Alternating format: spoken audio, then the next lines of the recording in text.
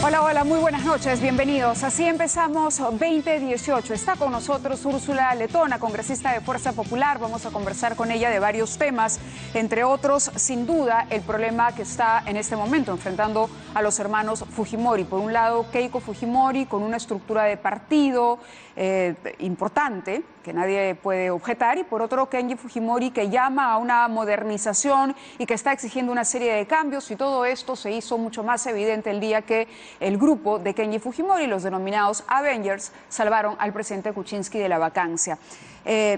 Úrsula Letona ha sido dura con Kenji Fujimori. Ella ha dicho que si él pretende que los silencien, está muy equivocado, que Fuerza Popular es un partido que fue elegido para hacer oposición y que por lo tanto ellos van a continuar en esa labor fiscalizadora. Congresista, muy buenas noches, bienvenida. Buenas noches, Mávila. Sí, yo quiero reiterarle a la opinión pública que para nosotros el compromiso con nuestro país es de una lucha frontal contra la corrupción. En Fuerza Popular no transamos, no negociamos con la corrupción y es evidente, y lo hemos señalado, que este gobierno tiene gravísimas acusaciones de corrupción, empezando por las que se han formulado contra el presidente de la República. Y para nosotros este llamado a bajar el ruido político no puede implicar de ninguna manera una renuncia a la obligación constitucional que tenemos como bancada de luchar contra los actos de corrupción que se puedan presentar. Entonces, en ese sentido, yo creo que los congresistas, mis colegas de los Avengers, porque ya creo que hay que dejar de hablar de cómics y dedicarnos a hablar de los colegas. Ellos tienen que hacer una evaluación de si hicieron o no lo correcto, si permitir que un presidente que tiene estos gravísimos hechos de corrupción siga disponiendo de nuestro país o del destino de nuestro país, y esta latente crisis de ingobernabilidad nos siga pasando la factura a todos los peruanos.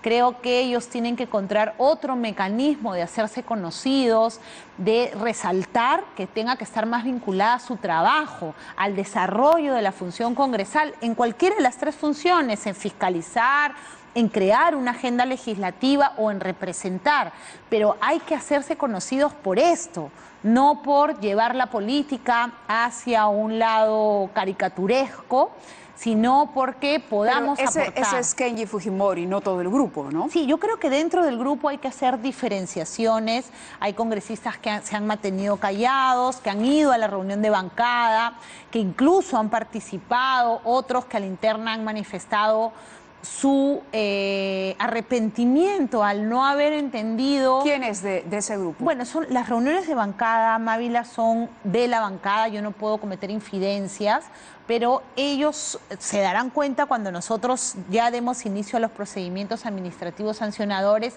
quiénes son, porque esto sí va a ser público, o sea, los resultados de los procesos. Y yo por eso invitaba a la reflexión. Yo creo que es momento de dejar de hablar de enfrentamientos, porque yo también lo que siento es que la gente se está cansando de la clase política que ridiculiza a la política llevándolo a estos extremos. Yo creo que nos toca, por ejemplo, ver cómo aportamos para la reconstrucción, que hasta el día de hoy está paralizada, o cómo mejoramos la salud pública o la educación, que son temas fundamentales. Yo no he visto a ninguno de estos congresistas hasta el día de hoy, han sido mis colegas de bancada, hacer aportes de ese tipo. Quisiera tener un debate de ese tipo con ellos, en lugar de estar hablando pues de superhéroes. Creo que ya basta de esta clase de enfrentamientos públicos con un partido que los llevó al Congreso. O sea, yo no entiendo cómo ellos pueden salir a hablar mal de este partido por el que todos luchamos, por el que dejamos parte de nuestras vidas personales, por el que dejamos nuestros proyectos profesionales para convertir a Fuerza Popular en la primera fuerza política acompañando a Keiko, y hoy pueden salir a denostar de nosotros, del partido, de nuestra lideresa, cuando en realidad ellos son testigos del esfuerzo que hemos hecho durante este tiempo. Que ya he hecho. Ahora, hablemos un poco de Fuerza Popular. No vamos a agotar toda la entrevista en el tema de Fuerza Popular, pero es sin duda la noticia del momento, sobre todo porque Kenji sale el domingo y se dirige a su hermana, ¿no? Las críticas vinieron por el lado de Fuerza Popular en el sentido de que me ha salido un mix, que Kenji Fujimori no habla en las reuniones. ¿Es cierto que él no participa de las reuniones porque está suspendido o se le convoca? Él está suspendido, si no me equivoco, 2 meses. Hemos tenido más de año y medio. Él no va a las reuniones de la bancada, va muy poco. Cuando no ha estado suspendido tampoco, no va a los plenos. Entonces, yo creo que el debate es ahí, es en las reuniones de bancada. Cuando yo hablaba de la disciplina partidaria, en esta clase de democracia en la que vivimos, donde hay una crisis de representatividad, los peruanos estamos subrepresentados en el Congreso, la forma de ejercer esa representación es a través de lo que se ha denominado la democracia representativa. Y esa democracia representativa implica también, Mávila, la disciplina partidaria. ¿Qué quiere decir? Que las discusiones al interior de un partido político buscan legitimar esos intereses que la población busca transmitir a través nuestros. Yo no he escuchado al congresista Fujimori a la interna debatir y al contrario, yo lo veo que él en las entrevistas sí reclama una reestructuración, por ejemplo, pero no le he escuchado propuestas. La crítica última ha sido por la invocación que hace a su hermana. Es una invocación directa. Le habla a Keiko Fujimori y le dice: es momento de bajar el ruido, de contribuir al desarrollo del país. Y es luego que usted se pronuncia y dice: acá hay un pacto. Acá hay un pacto entre Kenji Fujimori y Pedro Pablo Kuczynski. Claro, ¿hay constancia de ese pacto? ¿Ese pacto se mantiene después de la votación que lo salvó de la vacancia? Yo creo que a los peruanos no nos cabe duda de que algún pacto ha habido. Porque si tú ves las imágenes post el voto de la vacancia, incluso algunos de ellos lloraban. ¿Lloraban por la gobernabilidad? No lo creo.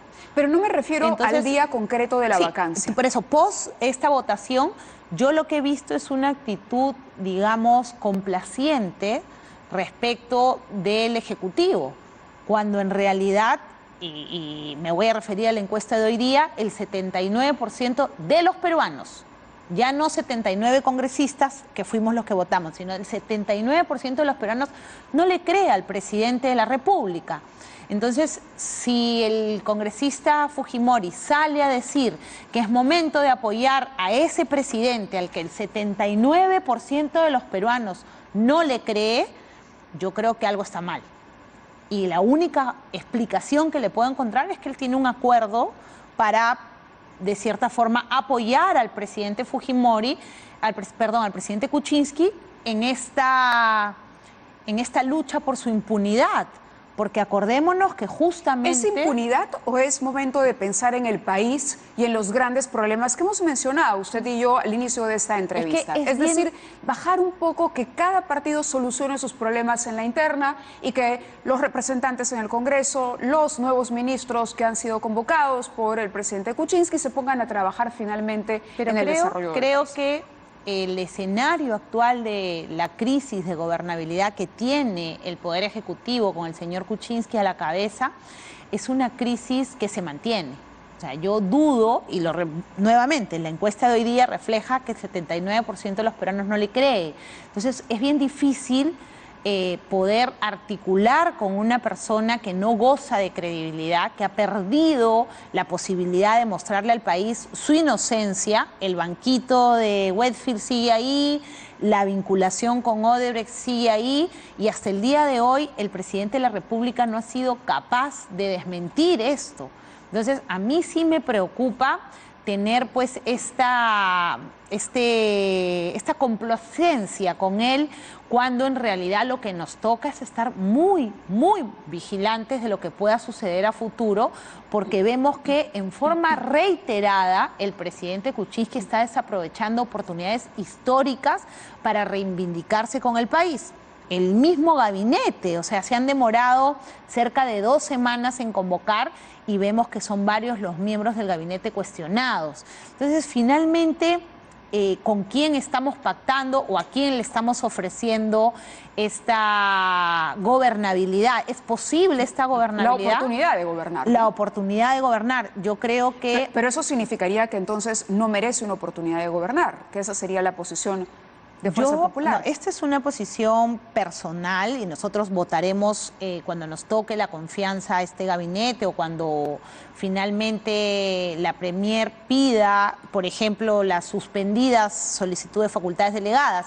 O sea, nosotros tenemos que evaluar si en realidad ha habido un cambio, si es que es verdad que hay una intención por parte del Poder Ejecutivo de enmendar la plana, de encender ese carro que está detenido, la recaudación en el suelo, el tema del endeudamiento creciendo. Entonces, son temas que en realidad nos llaman mucho la atención y que en ese escenario donde la gobernabilidad está constantemente en riesgo por el presidente de la República, no por otros poderes, es que este llamado nos parece extraño y podría denotar este pacto que muchos peruanos han Estamos hablando alegado. en condicional, pero usted tiene la sospecha de que el pacto continúa.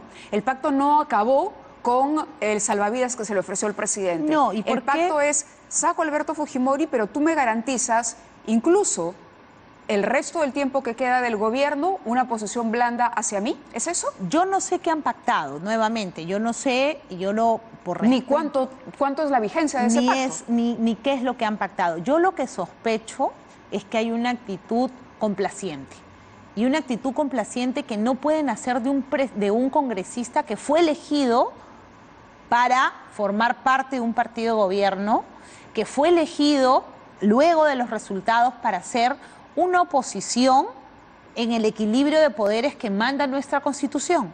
Yo no le estoy pidiendo al congresista Fujimori que renuncie a la posibilidad de concertar, pero para concertar hay que tener claro que del otro lado de la mesa tenemos a una persona sumamente cuestionada, no solamente por la vinculación con Westfield, con Odebrecht y todos estos temas de corrupción, sino también por la carencia de capacidad para gobernar. Y para muestra un botón, la gobernabilidad también depende de una buena reconstrucción. A mí me asombra escuchar la poca crítica, en todo caso, del congresista Fujimori respecto del casi nulo proceso de reconstrucción en el norte. Y él ha estado con nosotros, él ha estado en las zonas y me parece inaudito que no pueda levantar su voz de protesta ante la evidente inacción por parte del gobierno. No ha habido mayor avance en la reconstrucción. Hasta hoy hay gente que vive en carpas en Guarmey, donde estuvimos, en Piura, donde estuvimos juntos con Kenji.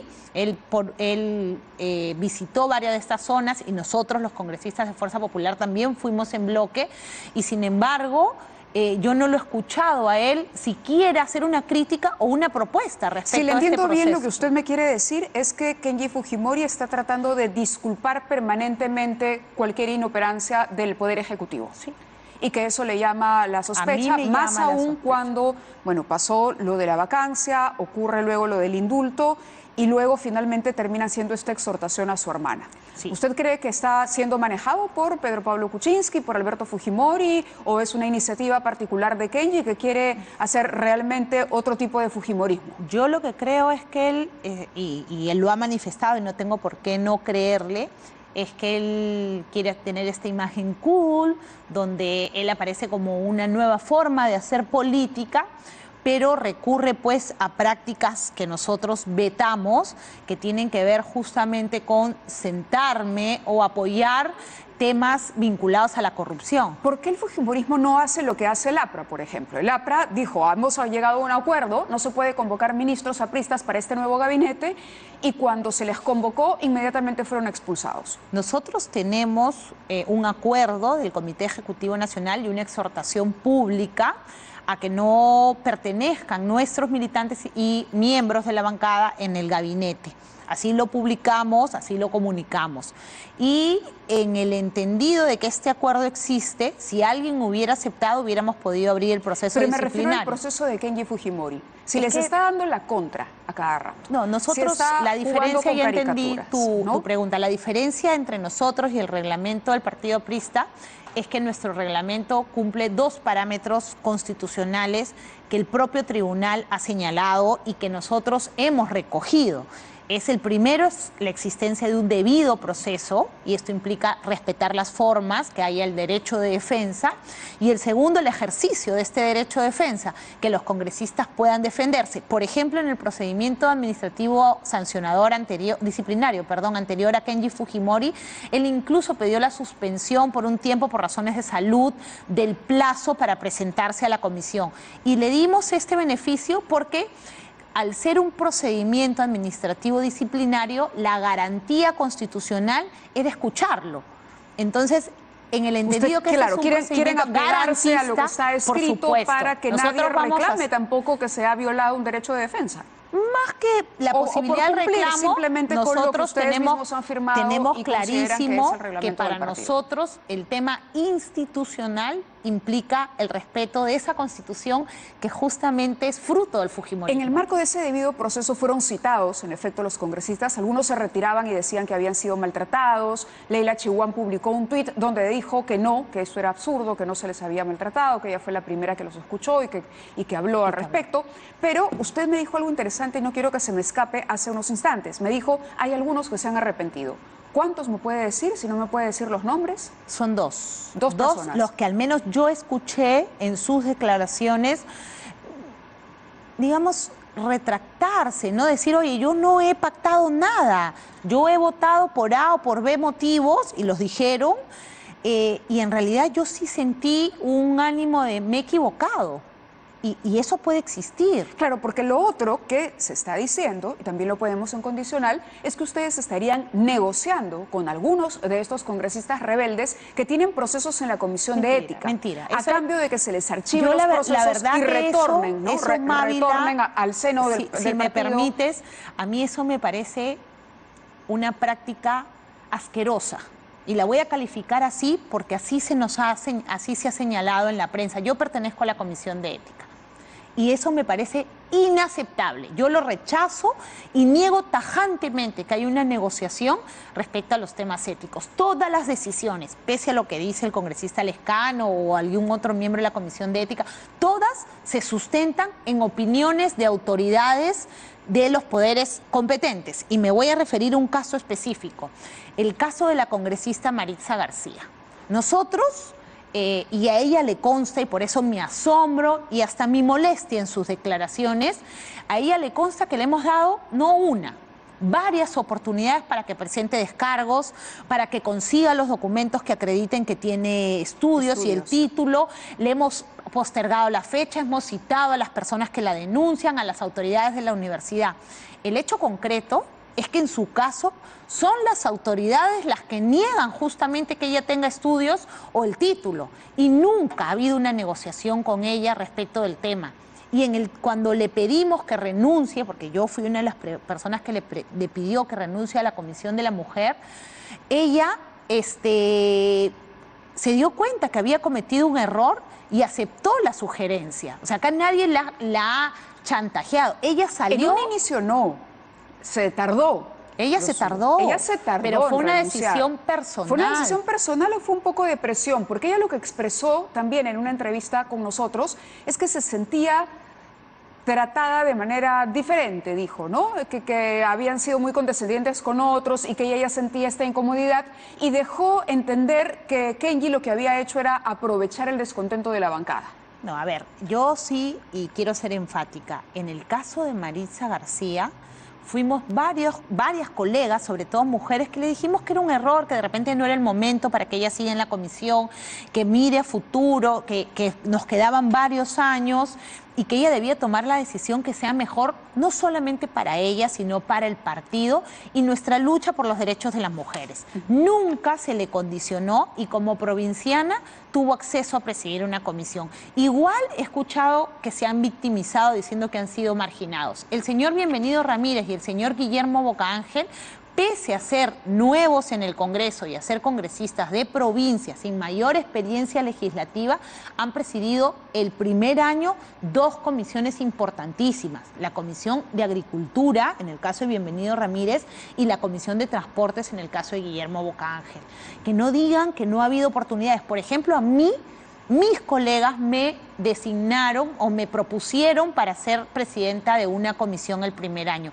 Y yo tomé la decisión de no ser presidenta en el entendido que no estaba preparada, Mávila. Entonces, que no nos digan que los hemos marginado porque hemos Pero tenido ahora que todas están las mismas enfrentando un oportunidades. proceso disciplinario, no es adelantar opinión o sancionarlos adelantadamente este retiro de la comisión permanente de 2 de los congresistas. No, Mávila, porque la comisión permanente ejecuta, los miembros de la comisión permanente al momento de votar representan a la bancada. Las plazas que se nos otorgan son como bancada Fuerza Popular y ha sido el pleno de la bancada de Fuerza Popular el que le ha pedido al vocero que los retire. Primero, en el caso de ambos, de Maritza y de Bienvenido, porque nos han insultado y no nos sentimos representados por ellos. Entonces, ¿cómo encargarle nuestro voto como bancada a 2 personas que, al margen del proceso administrativo disciplinario, es concreto y real que nos han insultado y que incluso han mentido en algunas ocasiones en la prensa? Entonces, ese es un tema de absoluta transparencia en el voto. ¿Qué pasa si nosotros mantenemos a ellos en la comisión permanente y simplemente, como viene sucediendo, votan en contra de los acuerdos de la bancada? Nosotros no podemos seguir delegando en 2 personas. Pero entonces es una sanción. No es una sanción. sanción. Retiro de la confianza. Es un retiro de la confianza como miembros de la bancada. Eso no incluye su participación dentro de, en su condición de congresistas. Los miembros de la comisión permanente son elegidos por la bancada. ¿Y quiénes los van a reemplazar? No tengo la menor idea. Yo, por supuesto, que no he dicho, por favor, que no, porque sesionan en este receso. Pero entiendo que va a ser de acuerdo también a lo que eligió el Pleno. Hubo una propuesta y se aprobó la propuesta en la bancada. No recuerdo quiénes fueron, pero está ahí la votación. Tenemos unos cuadros acerca de popularidad. Hay quienes dicen esto es un hipo. La popularidad de Keiko Fujimori versus la popularidad ganada por Kenji Fujimori. Evidentemente el indulto ha jugado a favor de Kenji Fujimori, ¿no? La gente entiende que ha hecho bien por los objetivos que él mismo se propuso. Esta es una encuesta de Ipsos, por ejemplo, aprueba a Keiko Fujimori el 28 de diciembre 29%, en enero 30%. Pero veamos lo que sucede con Kenji Fujimori.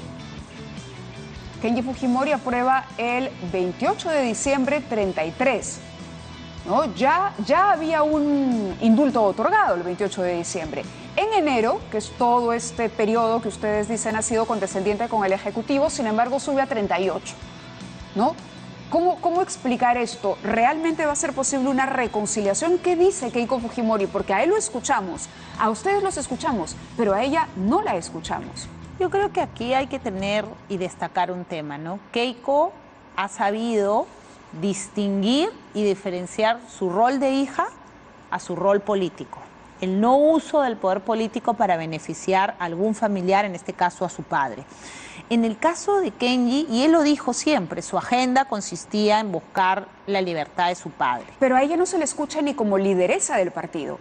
Ya no hablo como hija, ni que vaya a usar, o sea, está bien, ella no quiso utilizar y eso es perfectamente comprensible, ella fue candidata a la presidencia, su compromiso era mucho mayor y reconoció su mochila mucho más pesada, evidentemente, que la de su hermano. El hermano de pronto no tiene las mismas aspiraciones políticas, no lo sabemos, sigue siendo un signo de interrogación, pero como lideresa de Fuerza Popular los escuchamos al señor Becerril, al señor Torres, a usted, a Rosa Bartra, pero la gente dice, ¿está realmente secuestrada por Pierre Figari y por Ana Vega, Keiko Fujimori? Porque quisiéramos también poder tener una discusión o escucharla en un pronunciamiento abierto, ¿no? Es decir, hay 1000 problemas en el país sobre los que se le pide también a ella, si bien no ganó la presidencia, yo recuerdo clarísimo que dijo, Fuerza Popular va a hacer todo por cumplir con el electorado y convertir ciertas promesas de campaña en proyectos de ley que se puedan trasladar en beneficio de la población.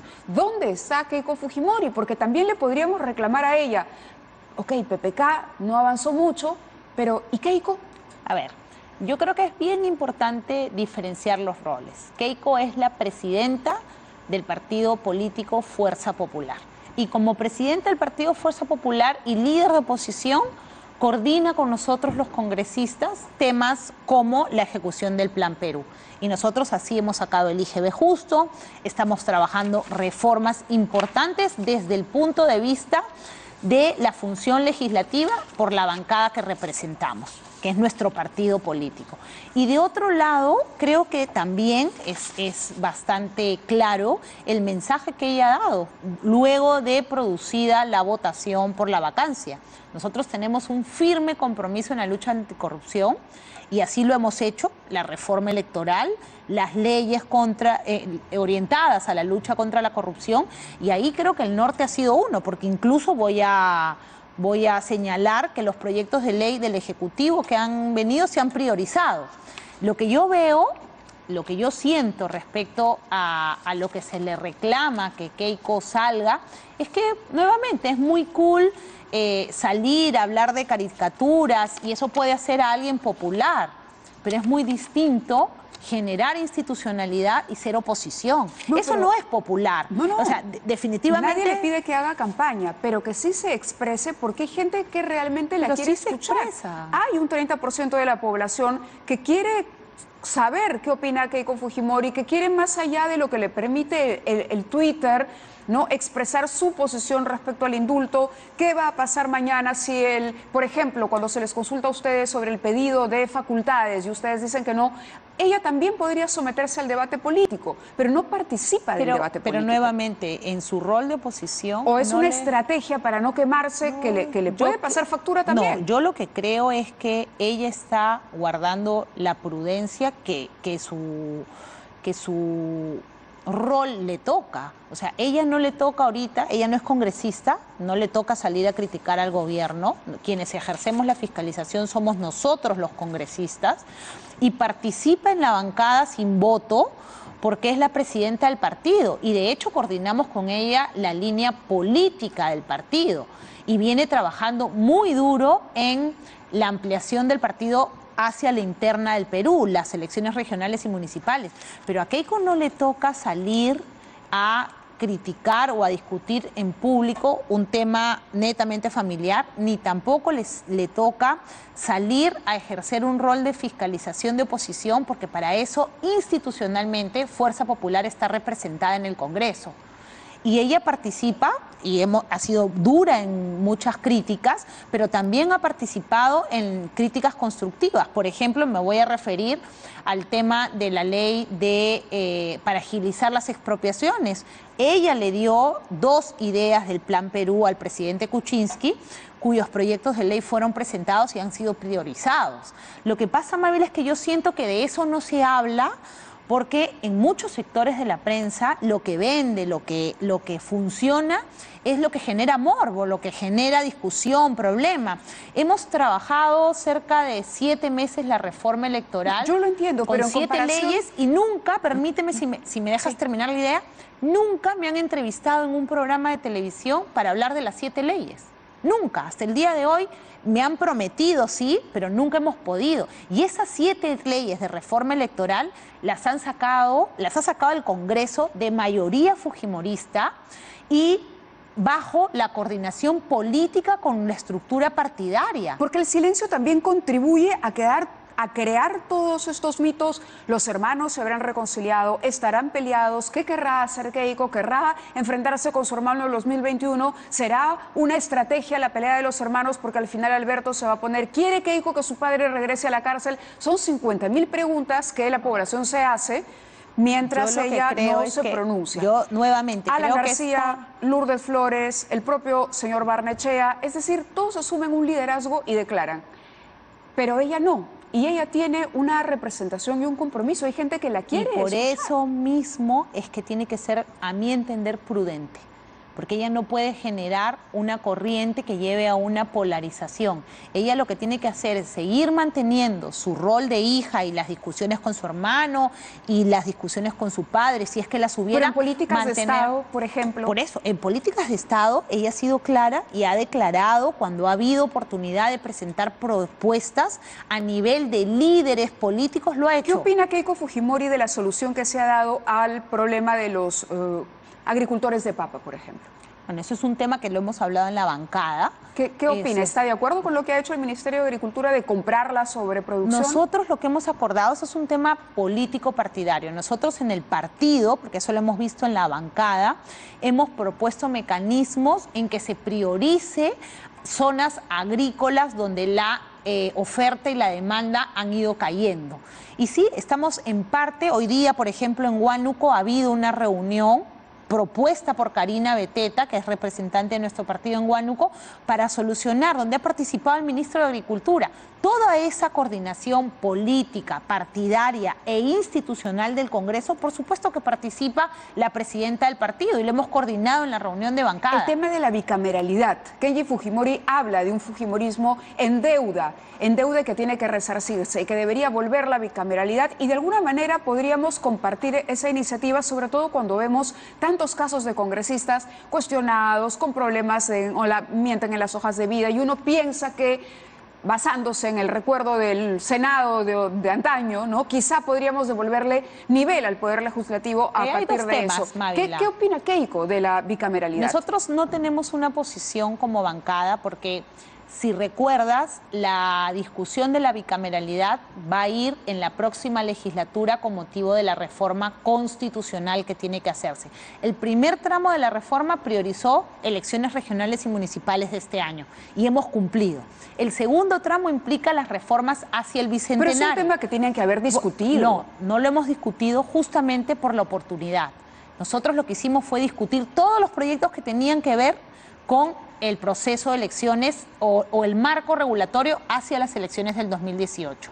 Hoy que hemos cerrado y hemos saldado la deuda de inmodificabilidad, impedimentos para ser candidatos, vamos a pasar a las discusiones de fondo. Y de hecho ahí vamos a tocar la bicameralidad y va a ser una discusión. Personalmente, yo creo que la bicameralidad tiene demasiado rechazo en la gente de a pie. Pero eso es populismo. No. Las reformas, en mi experiencia, las reformas necesitan legitimarse. Y eso no es populismo, eso implica involucrar y empezar a hacer una especie de concientización, generar evidencia de que podría ser una mejor medida y luego de ese proceso recién tomar la decisión. Si nosotros pretendemos legislar de espaldas a lo que señala la población, a los cuestionamientos... Pero eso también se puede interpretar como que están cuidando el caudal político para las próximas elecciones. Eso se llama legislar responsablemente, Mávila. Nadie, y ahí cuando uno construye una política pública, y eso está escrito, no es Úrsula Letona la que está inventando la pólvora, eso está escrito en los manuales de política pública.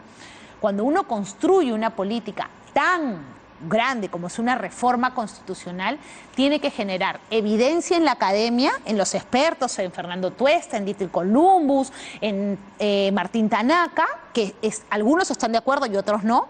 Tiene que generar evidencia en la población y finalmente tiene Tengo que... dos preguntas antes de que me pidan ir a un corte. Una, hay un artículo muy interesante de Juan Carlos Tafur el día de hoy que intenta desentrañar, descifrar, adivinar la línea ideológica del fujimorismo. Y él habla de una extrema derechización que vendría dirigida por Keiko Fujimori, y habla más bien de un centro liberalismo que está liderando en este momento Kenji. ¿Qué es el fujimorismo hoy? ¿Qué es Fuerza Popular? ¿Es un partido de derecha? ¿Es un partido de centro liberal? No, yo creo que somos un partido... ¿Es un partido conservador? Es un partido de centro, es un partido de centro que busca justamente, creo que el kit, el núcleo de este centralismo que estamos propiciando es que la cancha en nuestro Perú, el equilibrio que existe entre aquellos que van a nacer, por ejemplo, en Apurímac, de donde es mi padre y mi esposo,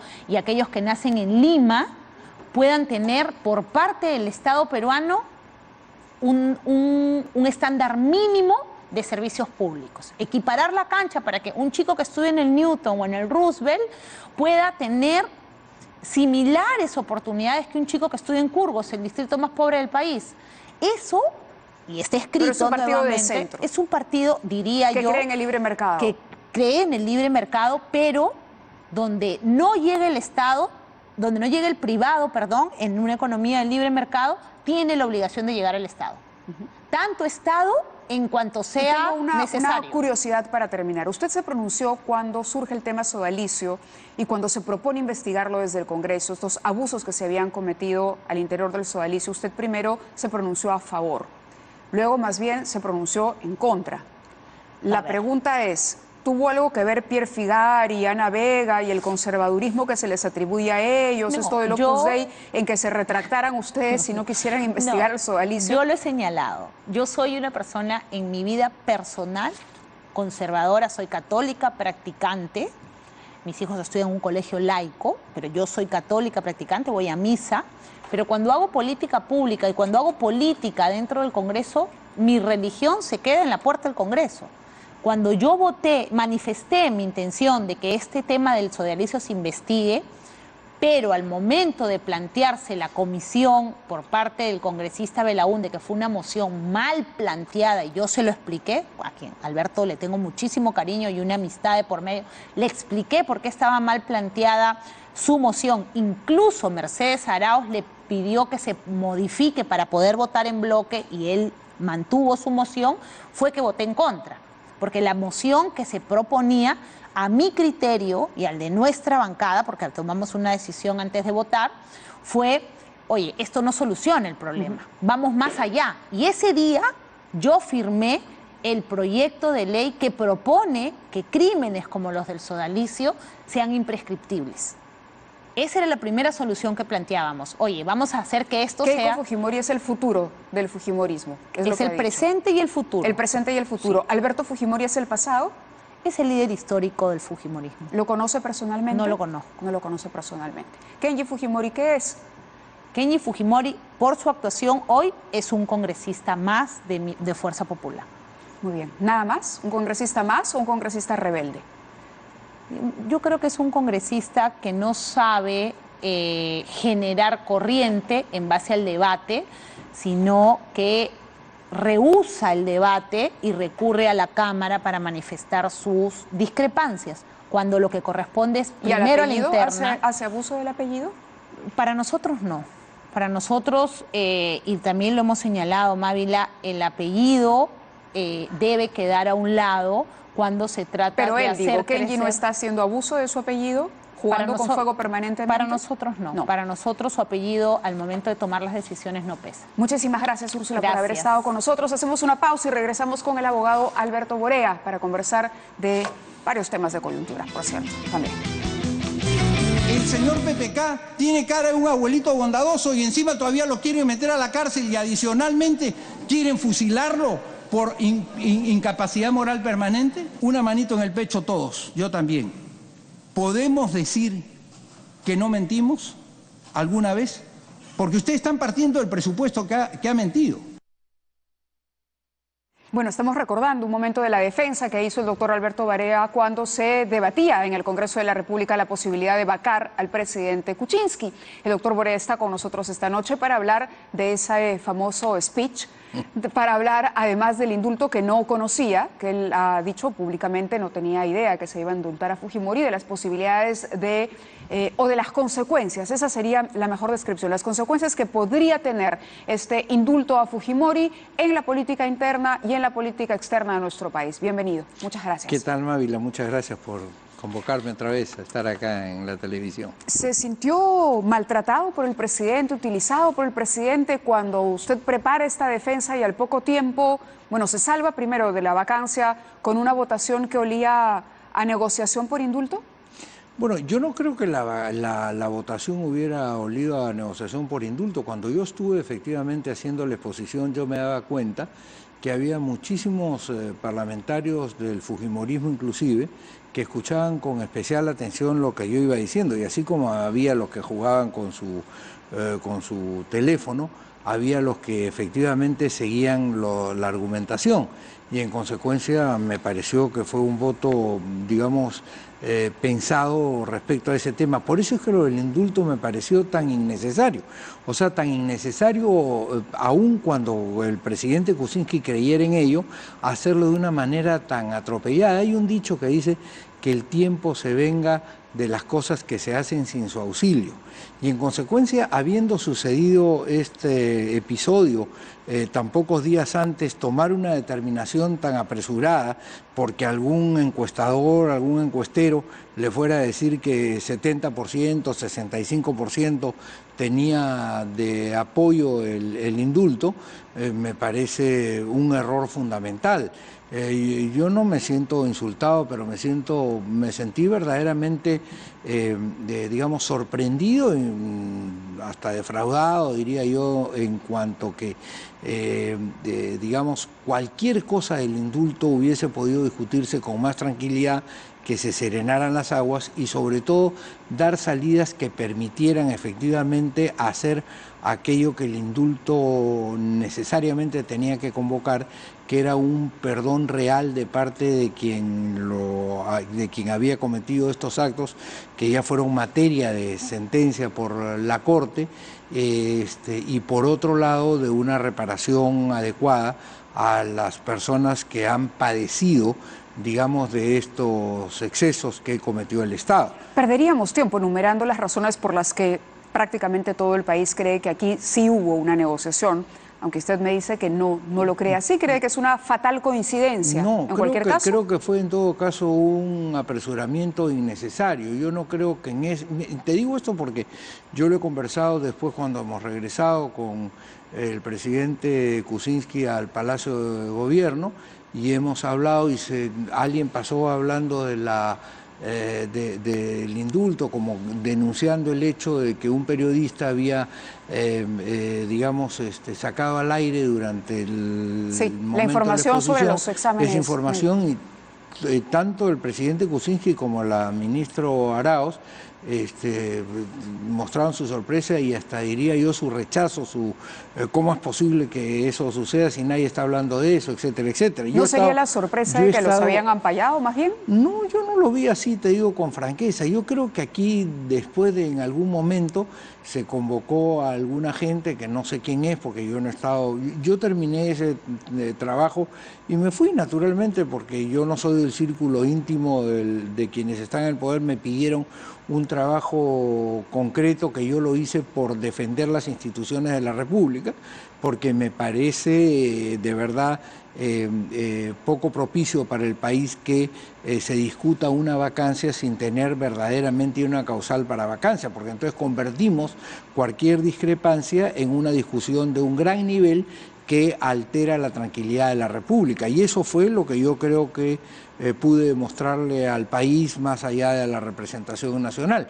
Entonces, creo que ahí viene un encuestero, le dice estas cifras y le dirá, pues este es el momento, y no entiende y no ha entendido que en la política los momentos son distintos, pues son diferentes, ¿no? Ahora, sin embargo, hay por lo menos 2 testimonios que señalan que Alberto Fujimori llamó directamente a los congresistas para que cambiaran el voto. Maritza García no había asistido al debate, y usted incluso criticó el hecho de que la trajeran de la cama de la clínica para que emitiera un voto, y ella es una de las que dice, me llamó Alberto, y si bien le había dicho a Héctor Becerril que iba por la vacancia, de repente no. Ella cambió el voto por la llamada que recibió, porque no lo había escuchado usted. Por supuesto, como tampoco me había escuchado el otro que sí votó por la vacancia, porque fueron 2 los que trajeron para votar, ¿no es verdad? Entonces, el voto de Maritza García, por último, no valía nada, porque el hecho de que no estuviera en el Congreso se computaba como un voto no existente, vamos a decirlo de alguna manera, y no contribuía a que llegara a los 87 votos que se necesitaban para hacer la mayoría de vacancia, ¿me dejo entender? Claro. En cambio, el otro voto que vino y que votó por la vacancia sí se computaba para eso. Porque tú cuando pides una vacancia tienes que tener 87 votos positivos. Claro. Y los otros pueden ser o ausentes o negativos, o en ámbar, como votan ahora, lo cual me parece una barbaridad, pero en fin, eso no interesa. Pero lo que sí te quiero decir es que si Fujimori llamó o no llamó, primero yo lo desconozco. lo desconocía en ese momento. Absolutamente yo estaba concentrado en lo que estaba haciendo, y por último, digamos que Fujimori pueda haber pensado esto también me puede favorecer, aun cuando no haya llegado a un acuerdo con el indulto, podría ser, digamos, o podría ser porque genera una situación, una mejor condición para poder, digamos, conversar después, aun cuando no haya sido con la inmediatez con que se produjo este tema, que es lo que es verdaderamente feo, vamos a decirlo con toda claridad, ¿no? Feo, verdaderamente feo, ¿no? Feo. Ahora, estoy pensando, recordando, entonces, y me pongo a pensar que los votos que deciden salvar al presidente son los votos fujimoristas. No necesariamente, mira, yo ahí creo que hay una Pero situación... calza perfecto en las cifras. No necesariamente, bien, te voy a explicar. El tema es el siguiente, aquí estábamos defendiendo el sistema democrático de una avanzada por la cual, y además así se decía, incluso por todas las personas que opinan permanentemente lo que se ha denominado en la corriente de la ciencia política reciente los opinólogos, ¿no es verdad?, de que efectivamente había una avanzada para tomar todo el poder de parte de un partido que había perdido las elecciones para el Ejecutivo en el año 2016. En consecuencia, ahí yo creo que la parte del APRA y la parte de Acción Popular que votan por la vacancia, no existiendo causal de vacancia, y además en el caso del APRA, mi querida Mávila, pues ya es casi una grosería que las personas hubieran votado, digamos, porque no había supuestamente la muralla, digamos, que distingue. ¿Cómo la muralla? Si García mismo firma los indultos y después dice yo no sabía y le echa la culpa a Pastor. Es decir, tú te das cuenta que eso es una contradicción absoluta y los partidos democráticos estaban jugando un rol funesto, pero porque si tú le quitas los 5 votos que de esos partidos democráticos que debieron de votar por la no vacancia para sostener digamos, la estabilidad del país. Pero es que a esos no los convenció. ¿Ah? ¿A esos usted no los convenció? No, a esos los convenció García, a esos 3 apristas los convenció García. Pero con toda entonces seguridad. usted convenció a los fujimoristas. Yo convencí a las personas que estuvieron, y más que de repente yo los convencí porque esos son los que salvaron al presidente. Perdón, puede ser una pretensión que no se condiga con la realidad.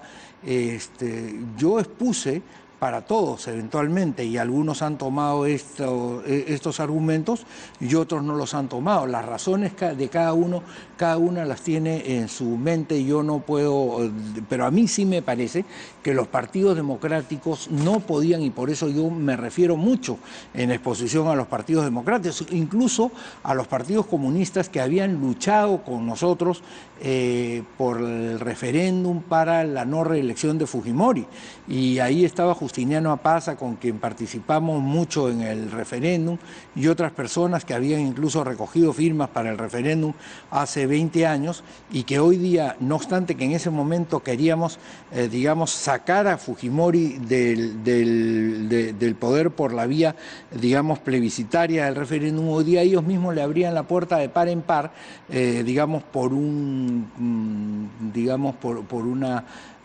triquiñuela tramposa, porque no esa era una razón de vacar al presidente de la República. Nos ha dicho que lo hizo por defender la democracia y la institucionalidad. Si usted sabía que el presidente Kuczynski tenía planeado en menos de una semana indultar a Fujimori, ¿hubiese aceptado la defensa del presidente? No, porque si él me hubiera dicho yo voy a indultar a Fujimori, yo hubiera dicho, como lo he dicho hace, no ahora, lo digo hace, digamos, desde el momento en que se produjo la condena, yo no he estado de acuerdo con el indulto, y mis conductas en este tema y en todos los temas democráticos siempre han sido, digamos, coherentes, digamos, ¿no es así? Si tú querías proceder a un tema de indulto por razón de edad, entonces podías haberlo hecho, pero podías haberlo hecho de manera igual. A ver, ha pedido el indulto, muy bien. A ver, ¿cuántas personas tienen 80 años y están en una situación como la que está el ciudadano Fujimori? 120, muy bien, vamos a hacer 120 indultos por aplicación del principio de igualdad ante la ley. O no 120 indultos, sino 120 conmutaciones de pena de tal manera que vaya que tenga la casa por cárcel, que es una situación que le permite a la persona estar más cerca de su familia, digamos, a esa edad, gozar de ciertos beneficios, etcétera, etcétera, ¿no? Es decir, fórmulas habían 500, pero había que consultar no solamente con los encuesteros, sino fundamentalmente con la gente que, digamos, entiende un poco de lo que son las reacciones políticas de las personas, porque ha estado en contacto con la gente a lo largo de su vida. Cuando tú estás puramente en el campo técnico, te mueves en un nivel que no siempre tienes el contacto con la base nacional. Y esa es una de las grandes discusiones que hay en la ciencia política moderna. ¿Y es algo que le ha pasado factura al presidente Kuczynski? Bueno, yo creo que esa decisión fue muy mal tomada. Si fue tomada en base a un número, como considerando que ese número era sagrado y que no se iba a modificar, pues el resultado ha sido malo, digamos, ¿no? O sea, no ha sido bueno, ¿no? No ha sido bueno. No ha sido bueno. A ver, este indulto le va a costar al presidente mucho más, este proyecto de reconciliación que él dice haber emprendido, porque internamente ha sido un golpe, él faltó a una palabra empeñada en campaña, negó el tema con evasivas, finalmente se acomete este indulto. La permanencia del señor D'Alessio, los 114 días, por ejemplo, que no se explican, ¿por qué sale D'Alessio? Yo no sé por qué sale D'Alessio, lo que sí sé es que era... Porque había cumplido su objetivo. Bueno, podría ser, pero podría haber seguido. También dicen que otros ministros estuvieron comprometidos con este proyecto y se han quedado. O sea, yo no me puedo poner en la cabeza de la gente. Lo que sí te puedo decir es, cuando tú gobiernas un país, tú tienes que recordar que los romanos decían que precisamente el que manda tiene que tener dos condiciones, autoritas y potestas. La potesta es la fuerza, la autoritas es la capacidad que el pueblo le reconoce a la persona para que gobierne una nación.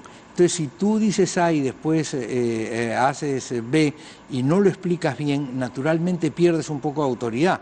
Y eso es lo que ha sucedido en esta oportunidad. El presidente tiene que dar ahora un paso adelante, tiene que ir hacia, digamos, rellenar, porque está vacío, digamos, o está vaciándose el tanque de la legitimidad, tiene que ir hacia ver cómo relegitima. ¿Tiene que responder también por los cuestionamientos a Westfield y estos tratos que tenía, o usted considera que esas denuncias no tienen asidero? Bueno, mira, no es que yo no las he estudiado, por eso yo dije en esa oportunidad... Porque aquí es un tema interesante, una cosa es el debido proceso y otra cosa es la inocencia del presidente, claro, y el que no haya mentido. No, pero son dos cosas distintas. Mira, la Constitución te establece, incluso el texto del 93 señala, que cuando tú, digamos, en tu periodo presidencial tú solo puedes ser acusado por A, B, C o D, ¿no es verdad?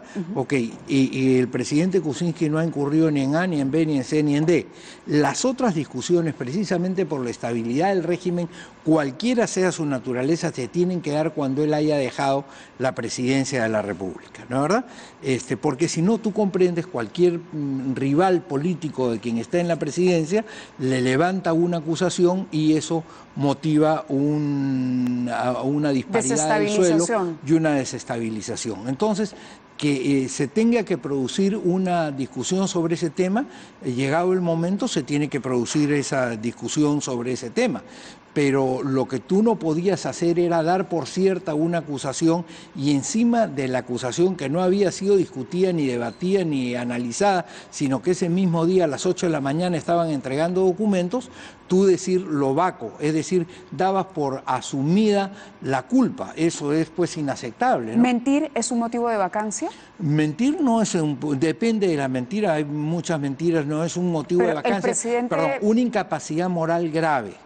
Es una incapacidad moral grave y permanente, que es la que establece en un fraseo que además está mal tomado, como lo dije en aquella oportunidad, del concepto original, que en realidad es la incapacidad mental permanente, claro, que se ha convertido es un estado en incapacidad clínico. Claro, te das cuenta, ¿no? Incapacidad, porque lo moral está sometido a mil y un interpretaciones, lo que es moral, exacto, para uno no es moral para lo otro. Pero sí fue el presidente enfático cuando dijo no tengo nada con Odebrecht. y luego sí había, que merecía un debido proceso, ok, merecía un debido proceso, merecía ser escuchado, pero en principio lo había negado. Sí, pero eso no, digamos, él lo que niega es que él haya tenido una relación directa con Odebrecht, y eso tengo entendido que hasta hoy lo sigue negando. Es decir, él no ha tenido una relación directa con Odebrecht. ¿A pesar de que la empresa fuera de él? No, pero es que precisamente eso es lo que él explica. Lo de la muralla. Claro, en los usos y costumbres del trabajo de este tipo de empresas en ese país donde funciona este tema, funciona este tipo de muralla. Yo puedo llamar a una persona para Correcto, que se haga eso cargo es en los Estados Unidos y por eso la empresa tiene sede en Estados Unidos, pero en el Perú la situación es distinta. Bueno, no es distinta porque eventualmente si tú no has desarrollado un trabajo eventualmente a favor de una empresa, la prueba tiene que venir de parte de quien está afirmando que el hecho se ha producido. ¿Quién decía que efectivamente Kuczynski había tenido una actividad proactiva a favor de esa, digamos, de alguna situación irregular? Tendría que haber demostrado de alguna manera que eso se ha producido. Fíjate tú que yo le pregunté al presidente, porque me parecía importante antes digamos, en la medida en que tú vas construyendo la defensa, tú lo haces en tanto que finalmente la persona a la que tú estás representando te convence, porque si no, tú no puedes convencer si no estás convencido, para empezar. Entonces, yo le pregunto sobre determinadas cosas y él te dice, efectivamente, yo no he realizado ningún tipo de actividad, digamos, directa a favor de esto lo manejaba directa pero indirecta.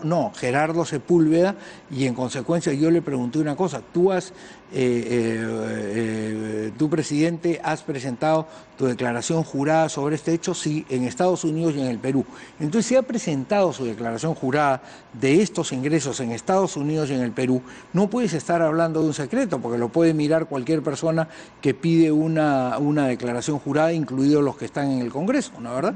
Entonces, había una serie de hechos que te indicaban que esto no era sino un pretexto para vacar a un presidente en ejercicio que había sido elegido por el pueblo para gobernar en contra de la pretensión de quien quería, digamos, hacerse del Poder Ejecutivo y teniendo ya el Poder Legislativo, ¿no es verdad? Entonces, vamos a una pausa que nos gana el tiempo, hacemos una pausa y regresamos. Muy bien, nos quedamos sin tiempo. Le agradezco al doctor Borea haber estado con nosotros. ¿Usted votaría por Pedro Pablo Kuczynski si se volviera a presentar? Bueno, no creo que se vuelva a presentar por la edad que tiene. Y no hago yo predicciones sobre podrías, ni deberías, ni habría, ni... Yo las suposiciones depende del caso, porque si el caso es tan injusto como aquel que se le trató de vacar, como aquel del que se le trató de vacar y efectivamente tú ves que hay un abuso de derecho, los abogados defendemos contra los abusos que se pretenden contra las personas. Déjame pedirte una cosa concretamente. A los militares del 13 de noviembre, que específicamente lucharon para evitar que se instaurara una dictadura en el Perú, digamos, con un gran coraje y una gran valentía, y soportaron prisión, vejámenes, corte de su carrera, todavía no se le ha producido la reparación. Ahí tiene el presidente Kuczynski la posibilidad de en 24 horas empezar a resolver el tema, inclusive para aquellas personas que, precursoras de evitar estas cosas, digamos, padecieron estas consecuencias y han pasado 25 años y todavía no son resarcidos. Mira tú, este es un tema. Gracias, yo le pido directamente eso al presidente Kuczynski. Muy bien, gracias por estar con nosotros esta noche. Ustedes se quedan con Noticias a las 10 y regresamos mañana, 9 en punto, en 2018.